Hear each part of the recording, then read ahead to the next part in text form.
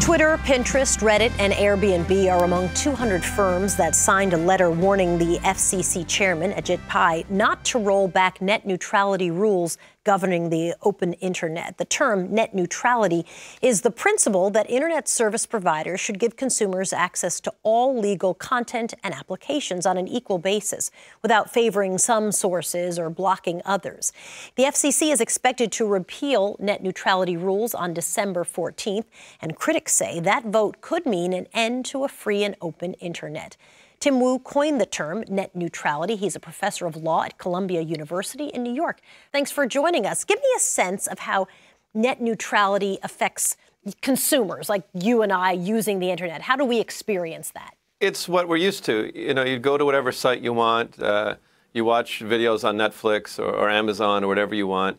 And it's all there. There's no blocking, no throttling. That's what we're used to, the internet like a utility. And if the changes that are being proposed go through, how would we as consumers now potentially experience the internet? Well, two ways. You might find that some of the sites you like are slowed down or possibly blocked altogether.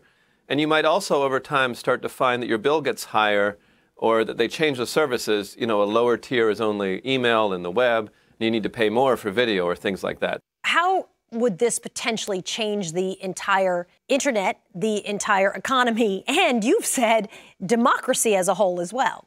First of all, this gives companies like Comcast, Verizon, or AT&T sensorial powers, which usually we associate with the Chinese government.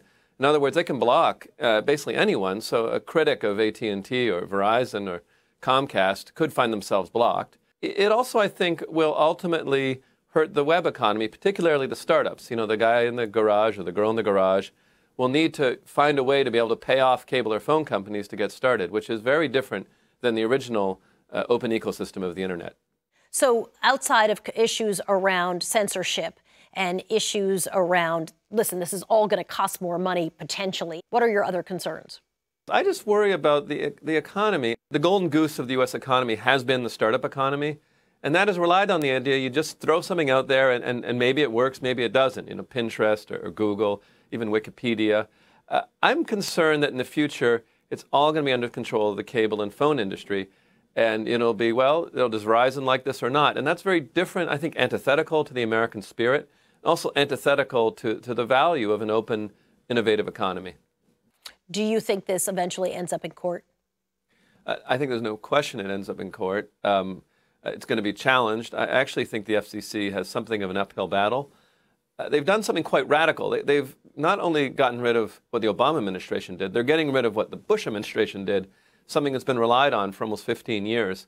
And so they need a good reason for doing that, and I'm not sure they have great rationales for changing things. If it goes to court, and you think it will very likely go to court, on what grounds? How do they challenge it in court? There are rules for how agencies can change their rules, and they can't just be ideological. They have to provide a good rationale for changing rules, particularly long-standing rules that have been relied on heavily. The question will be whether the FCC is really looking at the evidence.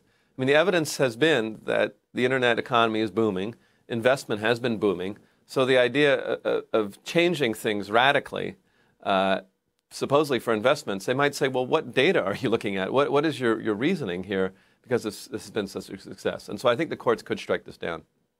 Do you think consumers are even aware how critical this debate is right now? I don't think they are. I mean, this issue really matters. I think in the long term, this has a lot to do with the strength of the U.S. economy. And frankly, our identity as the tech leader of the world is imperiled by the killing of net neutrality. Professor Tim Wu, thanks for joining us.